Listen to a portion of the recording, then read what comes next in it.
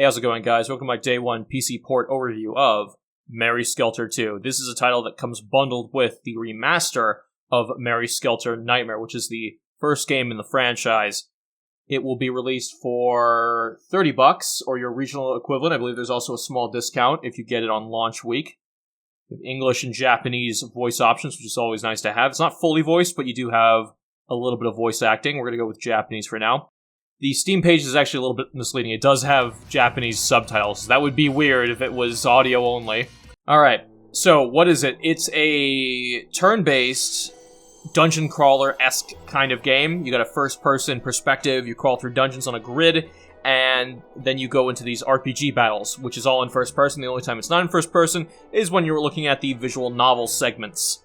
Now, the Day 1 series is about the PC port. It's not about the game itself. So we're going to cover the game a little bit here and there, but for the most part, we're going to be focusing on the port.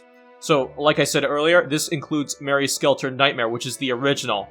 Although, because of how it's been remastered, it's more like a Yakuza 0, Yakuza Kiwami situation where you want to play Mary Skelter 2 first, even though it's like the sequel, quote-unquote.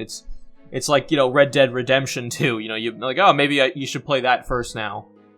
Anyway, you can just simply skip to Mary Skelter, and in fact, if you actually answer a question about the final boss, you can actually skip a little bit farther ahead, too. So that's nice. To unlock that, you can either beat Mary Skelter 2, or you can go to the DLC menu right here, and you can just enable it. So it's just Mary Skelter game item. That's how you do it, and then you can just switch to it at any time if you want. Alright, bonus is just gallery and unlocks from the main game, so that's not really important. Options menu is what we want. So, separate volume sliders, very, very nice. We have background music volume, sound effects, and voice volume are all separate, which is, of course, great. Then you have message speed, and it actually shows you how fast it is. So you go normal, fast, and then message speed all. I guess that should just be instant, but whatever. We're going to keep it on fast. Customization. This is just for quality of life and, like, visuals, like turning stuff off, adjusting, like, effects, battle effects, bonus roulette, camera actions, like, for, like, inversion, just, you know, stuff like that. Autopilot is for basically the battle system and for, I guess, for searching in the overworld. What we really want to look at here is graphics, and unfortunately there aren't really any. So this game doesn't have, really anything at all. Like, so it doesn't have anti-aliasing options, so you can notice the text is a little bit low res. It looks like they're just upscaling it. Mary Skelter Nightmare was originally a PS Vita game, and then that was ported to PC. Not in this iteration, though, right? So they have Mary Skelter Nightmare on PC as a separate option on Steam, and then you have Mary Skelter 2, which is this game, bundled in with a remastered copy of Mary Skelter Nightmare, not to be confused with the Steam or Vita version. So that's weird, right? So, the remaster and Mary Skelter's 2 have, like, the same engine in this package, so, you know, whatever problems are here are going to be in the remaster. So the anti-aliasing not being there is a little annoying. It's a little grainy looking. You'll see that on some of the character models. It's not very noticeable unless you're looking for it. This game does go up to 4K, which is nice. Like, the in-game, like, models look fine, but some of the texture work's a little bit muddy. I would have liked to see, like, some options to lower the graphics quality for potato PCs, but I think most are going to run it fine. The game is unfortunately locked to 64, 63 FPS. I don't know what's going on over here.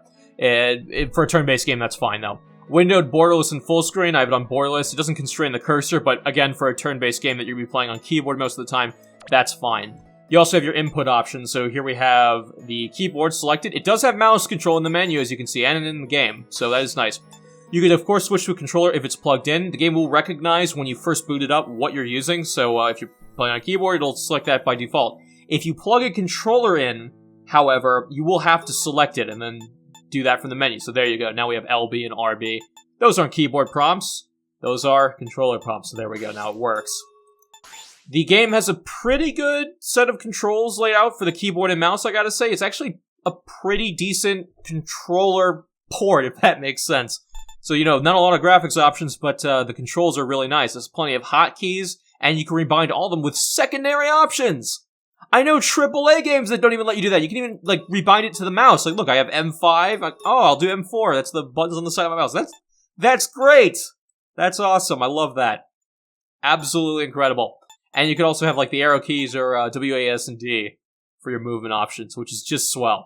Yeah, the keyboard options are a little weird because, you know, it's tabbing left and right, but they're like menu keys, so this is fine. It's not like you're zooming in with your sniper rifle on Deus Ex. Jesus. Alright. Yeah, so it actually does have remapping not only for keyboard controls, but also controllers, and I wonder if you can do something like with like a secondary pad or like that. Maybe if you have like one of those Xbox Elite controllers, maybe you can, like, with the Steam drivers, like, because it can then recognize them as separate buttons. That would be amazing, but I don't know. I feel like maybe it's just a leftover from the Switch version. Right, so the port is, I'd call, acceptable. It's got enough accessibility options, for the most part, to be fine. The lock frame is annoying. There's no mouse acceleration options in the game. You're just going to have to do that on your mouse itself, which is annoying if you want to have, like, this game set to a specific DPI, if you're one of those types of people. Language options, you know, English and Japanese, fully subtitled and partially voiced. So everything looks to be pretty decent. $30 for 2 games. But there is one caveat, and this relates more to the game itself and not the PC port, and that is the censorship. Which is unfortunate, I gotta talk about this. This game has had a minigame from it removed. Now, what makes this kind of insulting to me is that, one, this game is 2 years late. Like, this came out on Switch, like, 2 years ago. They said they didn't have any plans to port it to PC. It finally comes out on PC. It's a decent port, but they removed this minigame that was on the Switch version. So this is Mary Skelter 2 and the remaster. The Switch version was fine, nothing was tampered with, and now the version we got is a port of the PS4 version, which was censored. So you have 2 versions of Mary Skelter Nightmare on Steam. The one bundled with this game, and the one on Steam, standalone. And that version is not gimped. But it's got the least amount of content. Incredible. So that's just infuriating to me. It's like, oh great, now we don't have a definitive edition of the game, we have 2 different versions you can buy. Outstanding. Something not quite similar, but still the same idea happened to one of the Neptunia, another game from, was it Compile Hearts, the developer I believe made this? Ghostlight's publishing, and then I believe they have Idea Factory International doing the English version. So all the dubbing and all the translations and all the localizing. That game, one of the Neptunia games, apparently had like some graphics like overhaul done to it and like different engine, but like it ended up messing with the post-processing options. So like the FXAA was tied with other options. So the problem with that is that what ended up happening is like they had all these blur effects and horrible anti-aliasing mixed with the good post-processing effects. So if you wanted to turn off FSAA or FXAA or whatever it was, you would turn off everything. So the game would actually look terrible. Otherwise, you'd have Vaseline or water dumped all over your screen because FXAA looks terrible. Now, this is what you got, a turn-based combat game. Again, we're not going to be going over this. If you want a review, I mean, there's been reviews out for 2 years, but it's actually a fun game. I do enjoy it so far. So, the minigame in question that has been removed, I kind of went off on a tangent there, I'm sorry. The minigame in question that has been removed is basically a purification minigame. And the idea is that you capture one of these girls, you remove the corruption from her, and then she's she's ready to fight the good cause, I guess. You remove this little blood, this pink blood from like the enemy off her. It's not as graphic as it sounds, and you can also remove her clothes at the same time, right? So that's the point of contention, right? And this minigame lasts about 10 seconds, and then it fades out. Now, once you do that for the first time in the story mode, you can actually skip it every single time after that. There's an option. But the fact that it was removed is just insulting to me. Like, 1, we got the port late, 2 years late. 2, there is another version without that censorship. It's the Switch version. So they ported the PS4 version. Why'd they port the PS4 version? I don't know. Maybe, you know what? Maybe it's not on them. Because I was hearing like, oh, it's not their fault. Like, okay. Maybe it's Valve? Okay, if it's Valve, then why haven't you guys advertised that the GOG version is going to be uncensored? Do you guys not want to,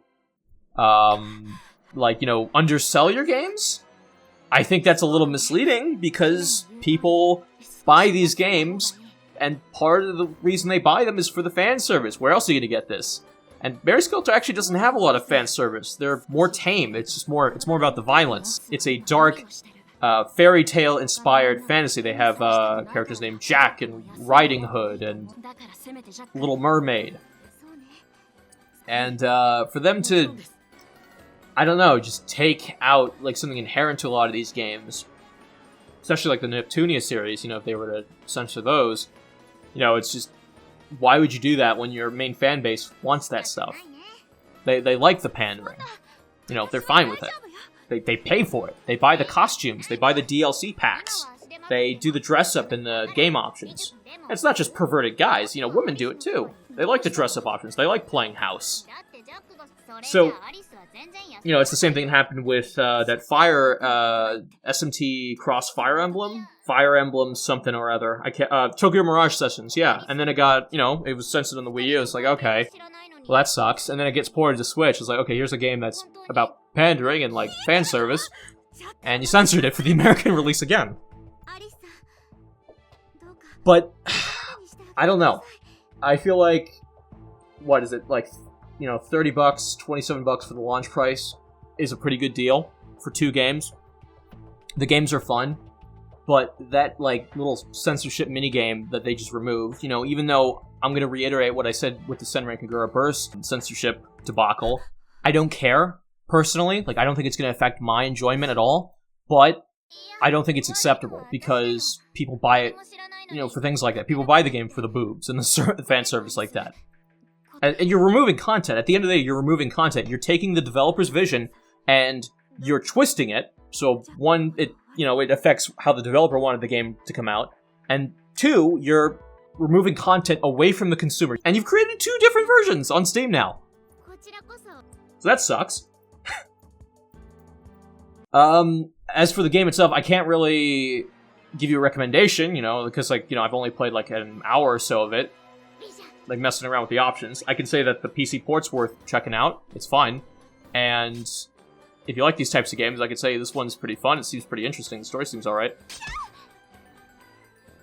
But if you're a man of principles and a man of boobs, you say, no, sir, I will not buy this game.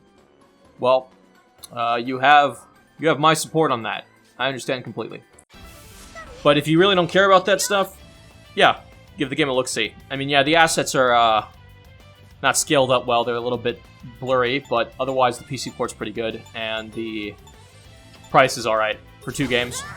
Just play it over. Mary Skelter 2 and then Nightmare. This is going to, of course, impact the sales and the potential release of Mary Skelter Finale. So for those of you saying, oh yeah, the boobs don't matter, yeah, they kind of do if a lot of people decide they don't want to buy it, and then the 3rd game doesn't come out.